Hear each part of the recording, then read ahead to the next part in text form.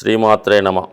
ఈ వీడియోలో మనం జూన్ 16 నుంచి 30వ తారీఖు మధ్యలో జరగబోయే పక్ష ఫలితాలు ధనుసు రాశి వారికి ఏ విధంగా ఉండబోతున్నాయి అన్న విషయాన్ని మనం పరిశీలించే ప్రయత్నం చేద్దాం. మరి ధనుసు రాశి వారికి ఈ పక్షం నుంచి గురువు యొక్క బలం గతంలో కన్నా విపరీతంగా పెరగడం జరిగింది. 6వ స్థానంలో మిగతా గ్రహాలతో కలగకుండా ఇండివిజువల్గా ఉన్నటువంటి గురువు ప్రస్తుతం రోహిణీ నక్షత్రం మీద సంచారం చేయడం జరుగుతూ ఉంది. అంటే ఒక విధంగా ఉచ్చ అయినటువంటి చంద్రుడితో గురువు కలటం వల్ల ఏర్పడినటువంటి ఒక గజకేసరి యోగం లాంటిది టెంపరీగా ఏర్పడడం జరిగింది. సో ఈ ప్రభావం వల్ల జాతకుడు ఎక్కువగా ఆధ్యాత్మిక విషయాల మీద ఆసక్తి పెరుగుతూ ఉంటుంది. నూతన ఉపాధి అవకాశాల కోసం అన్వేషిస్తూ ఉంటాడు. ఉన్న ప్రాంతంలోనే కాకుండా వేరే ప్రాంతంలో తన యొక్క విధి నిర్వహణ కానీ లేదంటే తన వ్యాపార విస్తరణ కానీ జరిగే అవకాశం చాలా అనుకూలంగా ఉండే అవకాశం ఉంటుంది. అది ముఖ్యంగా ఇది విద్యారంగంలో ఉన్న వాళ్ళకి, అలాగే స్వీట్స్ సంబంధించినటువంటి పాడి పరిశ్రమ సంబంధించిన వాళ్ళకి ఒక కొత్త అవకాశాలు ఈ సమయంలో వచ్చే అవకాశం ఉన్నది. అలాగే మరి కుజుడు 5వ స్థానంలో సంచరిస్తూ జాతకుడికి బాగా కాన్ఫిడెన్స్ పెరగడం జరిగింది. ఎటువంటి పనినైనా సమర్థవంతంగా నిర్వహించగలనటువంటి సామర్థ్యం పెరగడం జరిగింది. ఒక విధంగా పూర్వపుణ్య స్థానంలో కుజగ్రహం రావడం వల్ల మీలో ఉన్నటువంటి టాలెంట్కి తగిన గుర్తింపు రావడం జరుగుతుంది. అలాగే మీ సంతాన సంబంధించిన విషయంలో ముఖ్యంగా మీ యొక్క సంతానం అభివృద్ధికరంగా రావడం, వాళ్ళకి మంచి కాలేజీలో సీట్ రావడం కానీ మంచి ఉద్యోగం రావడం కానీ, అంటే ఏదైనా వాళ్ళ యొక్క అభివృద్ధి, వాళ్ళ యొక్క ప్రతిభ, వాళ్ళ యొక్క ఇంప్రూవ్మెంటు మీకు గర్వకారణంగా చెప్పుకునే స్థాయికి రావడం జరుగుతూ ఉంటుంది. అంటే నా అబ్బాయి ఇలా చేస్తున్నాడు, మా అబ్బాయి ఈ సీట్ వచ్చింది అన్నంత గొప్పగా మీకు ఉండే అవకాశం ఉంది. మొత్తం మీద ఏంటంటే ఈ రాశికి అనుకూలమైనటువంటి గ్రహాలు ఇంపార్టెంట్గా 4 ఉంటాయి. అందులో కుజుడు, గురువు, అలాగే రవిచంద్రులు. మరి గురువు కుజుడు ఆటోమేటిక్గా బలంగా ఉండడం వల్ల కంప్లీట్గా జాతకుడి యొక్క తన యొక్క నేమ్ అండ్ ఫేమ్ బాగా వచ్చే అవకాశం ఉంటుంది. శని చాలా కాలంగా 3వ స్థానంలో సంచరిస్తూ ప్రస్తుతం పూర్వభాద్ర నక్షత్రం మీదకి మారడం జరిగింది. అంటే దశానాథుడు గురువు అవటం వల్ల శని భగవాను కూడా గురువు ఫలితాలు ఇవ్వడం, అంటే గురువు 6వ స్థానంలో ఉన్నాడు. అంటే 6వ స్థానం అనేది ఒక విధంగా చెప్పాలంటే శత్రువులు, రోగాలు, రుణస్థానం. అంటే ఏముంటుంది అందులో మనకి వ్యతిరేక గ్రహాలు, పాపగ్రహాలు 6వ స్థానంలో సంచరించినప్పుడు రాశివారికి అనారోగ్య సమస్యలు, రుణబాధలు ఇటువంటివి ఏర్పడే అవకాశం ఉంటుంది. అయితే రాశ్యాధిపతి గురువు అవటం వల్ల అటువంటి గురువు 6వ స్థానంలో సంచరిస్తూ శుభ రాశిలో అంటే శుక్రుడి యొక్క రాశిలో చంద్రుడి యొక్క నక్షత్రంలో సంచరించడం వల్ల కంప్లీట్గా జాతకుడికి వృత్తిలో అభివృద్ధి రావడం జరుగుతూ ఉంటుంది. తనతో పోటీ పడే వాళ్ళు ఎవరైనా ఉంటే వాళ్ళపైన ఆధిపత్యం వహించే అవకాశం అది ఉంటుంది. వ్యక్తిగతంగా అనూహ్యంగా జాతకుడి యొక్క పేరు పాపులర్ అవుతూ ఉంటుంది.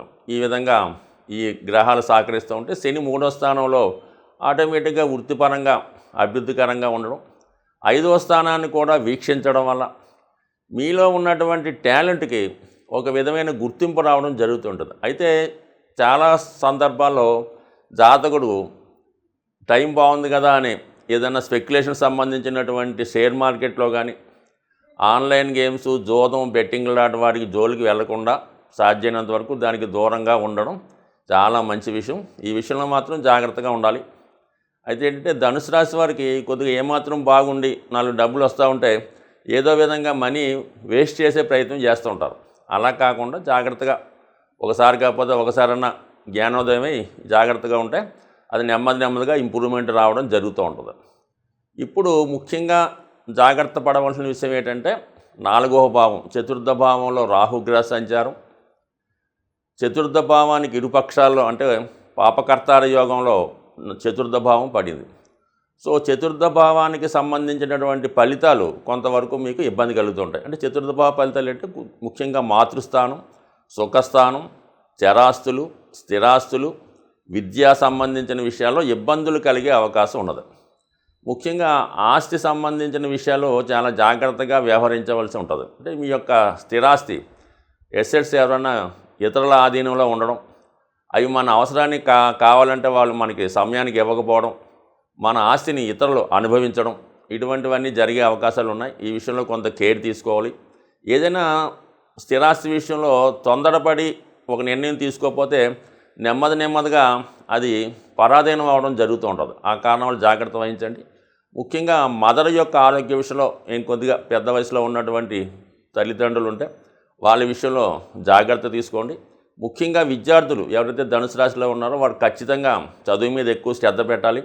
ఇతర యావగేషన్ వీలైతే ఈ ధనుసు రాశిలో ఉన్నటువంటి సంతానం ఎవరైనా ఉంటే వాళ్ళ తల్లిదండ్రులు కంపల్సరీగా మరి ఈ సంవత్సరం వాళ్ళని ఏదైనా మంచి హాస్టల్లో జాయిన్ చేసి విద్య చెప్పించడం మంచిది తప్ప డే స్కాలర్గా చెప్పిస్తే మాత్రం ఖచ్చితంగా వాళ్ళు చదువు స్పాయిల్ అయ్యే అవకాశం ఉంటుంది. కాబట్టి ఈ విషయంలో 100% జాగ్రత్త తీసుకోండి. ఈ పక్షంలో ముఖ్యంగా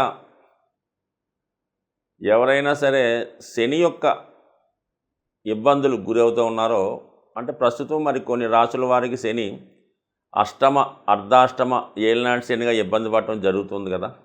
అంటే అందరికని కాదు, ఇంచుమించుగా 12 రాసుల వారికి కూడా ఏదో విధంగా శని దశా రూపంలో కానీ అంతర్దశ రూపంలో కానీ గోచార రూపంలో ఇబ్బంది పడడం జరుగుతూ ఉంటుంది. అంటే ఎక్కువగా ఎవరికి ఇబ్బంది పడుతున్నాడు అన్నది వాళ్ళకి ఆటోమేటిక్గా వాళ్ళకి అర్థమవుతూ ఉంటుంది. అంటే వాళ్ళు చేసే పనుల్లో ఆలస్యంగా పనులు జరగడం, చేయదాకా వచ్చిన అవకాశాలు చేజారిపోవడం, ఎవరైతే రుణ బాధల్లో ఉన్నారో అది ఖచ్చితంగా వాళ్ళ మీద శని ప్రభావం ఉన్నట్టే. శని ప్రభావం లేనివాడు ఖచ్చితంగా ఒకరి దగ్గర అప్పు చేయడం అనేది జరగదు. ఇదే జస్ట్ సింపుల్ ఎగ్జాంపుల్ చూసుకోవచ్చు. మీరు రుణగ్రస్తులై ఉన్నారంటే ఖచ్చితంగా మీ మీద శని యొక్క ప్రభావం ఉన్నది. ఆ రుణం తీసుకున్న విషయంలో కానీ మీరు ధనం ఖర్చు పెట్టే విషయంలో కానీ ఏదో ఒక ఇబ్బంది ఉంటుంది. అంటే ఇబ్బంది అని కాదు, అది ఒక మైనస్, ఒక వ్యసనం అనుకోవచ్చు, ఒక బలహీనత అనుకోవచ్చు, లేదంటే ఇంకొక ఏంటంటే యాక్టివిటీ అనొచ్చు. అంటే అది వాస్తవంగా మీరు ఈ స్థితికి రావడానికి ఒకసారి ఆలోచిస్తే అందులో ఏదో ఒక మిస్టేకు మీ జాతకంలో ఉంటుంది. అది స్త్రీ బలహీనత, జోదమా, వ్యసనమా, తాగుడు, ఏదో ఒకటి ఉంటుంది. చాలామంది బాధపడవచ్చు. కానీ ఆ కారణం వల్లే జాతకుడు రుణగ్రస్తుడు అవ్వడం జరుగుతూ ఉంటుంది. అది ఇండికేషన్ అన్నమాట. దాన్ని మనం బయటపడితే ఆటోమేటిక్గా మీకు శని ప్రభావం తగ్గినట్టుగానే భావించాలి.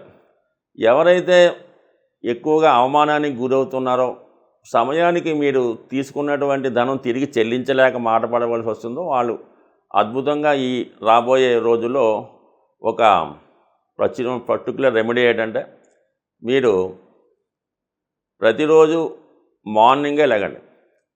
అంటే ఇంచుమించుగా 6 గంటలు 5:30కి లెగడం చేయండి. ఇంచుమించుగా వాకింగ్ అలవాటు ఉన్న వాళ్ళకి పర్లేదు, వాకింగ్ లేని వాళ్ళు మాత్రం ఖచ్చితంగా వాకింగ్ చేయడం నేర్చుకోవడం మొదలెట్టండి. అది ఏ విధంగా చేయాలంటే, మనం సాధారణంగా ప్రతి పార్కులో కూడా వాకింగ్ ట్రాక్లు ఏర్పడడం జరిగినాయి. మీరు మామూలుగా వాకింగ్ చేయనప్పుడు రౌండ్ తిరుగుతూ ఉంటారు కదా, పార్క్ చుట్టూ తిరుగుతూ ఉంటారు. అలా కాకుండా మీరు రోజు తిరిగే విధానం కాకుండా వెనక నుంచి రివర్స్లో తిరిగే ప్రయత్నం చేయండి. ఒక 8 సార్లు మీరు తిరుగుతారనుకోండి, 8, 7, 6, 5 అలా వెనక్కి లెక్కెట్టుకుంటూ మామూలుగా క్లాక్ వైజ్లో కాకుండా యాంటీ క్లాక్ వైజ్లో తిరిగే ప్రయత్నం చేయండి.